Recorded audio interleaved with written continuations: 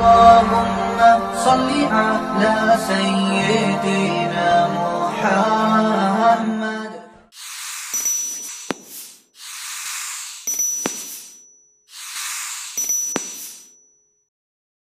ایک آدمی گزرا ہے، اس کا نام تھا قیس۔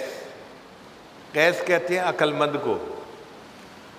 پورا نام کتابوں میں لکھا ہے قیس ابن ملو ابن مزاحم، یہ اس کا پورا نام تھا۔ اب یہ نوجوان سمجھدار تھا، عقل مند تھا، لیکن یہ اپنی چچا زاد بہن کے اوپر عاشق ہو گیا۔ اور وہ چچا زاد بہن بھی کیا تھی؟ رنگ کی کالی تھی، اور کالی ہونے کی وجہ سے اس کا نام ماں باپ نے لیلا رکھا تھا، لیلا بنت مہدی ابن سعد، کزن تھے دونوں آپس میں۔ اب اس بندے کی محبت کے تذکرے گاؤں سے نکل کے شہروں تک پھیلے، تو ایک مرتبہ باپ نے کہا کہ قیس، تیری بدنامی کی وجہ سے مجھے بہت ذلت اٹھانی پڑتی ہے، تو کیا ایک لڑکی کے پیچھے لگ گیا ہے اور تو نے خاندان کی عزت کو دھبا لگا دیا، چل میرے ساتھ حرم میں اور چل کے اس محبت سے توبہ کر۔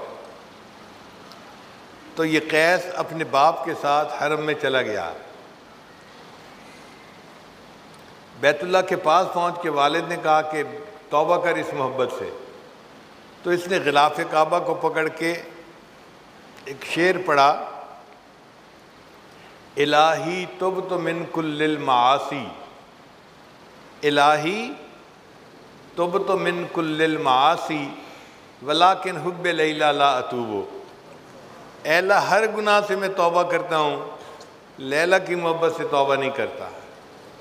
اب جب اس نے یہ الفاظ کہے تو اس کے والد نے غصے سے اس کی طرف دیکھا، یہ کیا بدتمیزی ہے، میں لے کے آیا ہوں کہ توبہ کر اور یہ کہتا ہے کہ ولیکن حب لیلا لا اتوب۔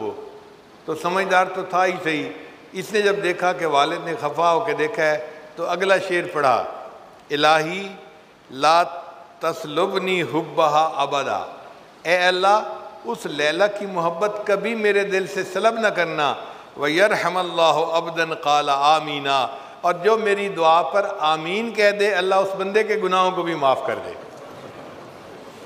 یعنی اگر میرے ابو آمین کہہ دیں تو اللہ میرے ابو کی بھی مغفرت فرما دے۔ تو یہ ایسا پاگل تھا اپنی اس محبت میں۔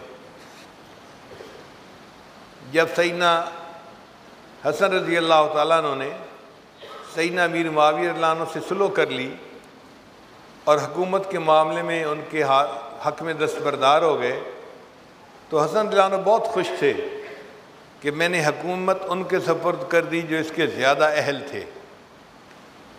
ایک دفعہ جا رہے تھے مکہ مکرمہ میں تو قیس صاحب آگے سے مل گئے، تو حسن رضی اللہ عنہ نے روکا، قیس کیا حال ہے، کہاں جا رہے ہو؟ دیکھو میں نے کتنا اچھا کیا، حکومت دن کو سجتی تھی، میں نے حکومت ان کے حوالے کر دی اور خود میں ایک طرف ہو گیا ہوں۔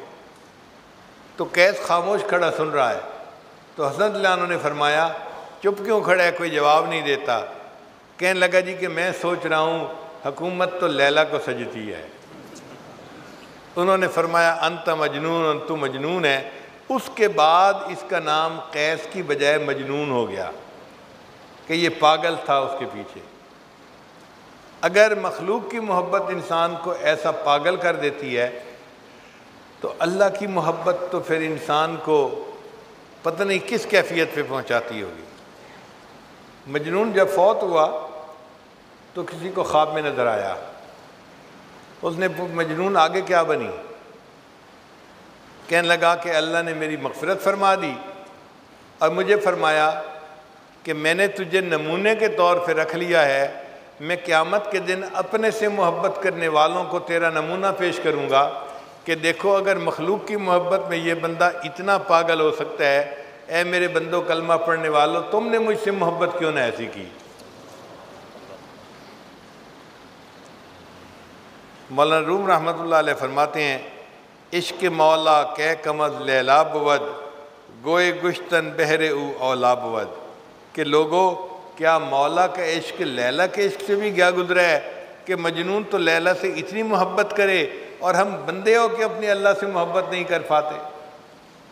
ایک حاکم میں وقت تھا، اس نے لیلا مجنون کی باتیں سنی تو اس کو خیال آیا کہ پتہ نہیں یہ لیلا کتنی حور پری ہوگی کہ مجنون اس کے پیچھے اتنا دیوانہ بنا ہے۔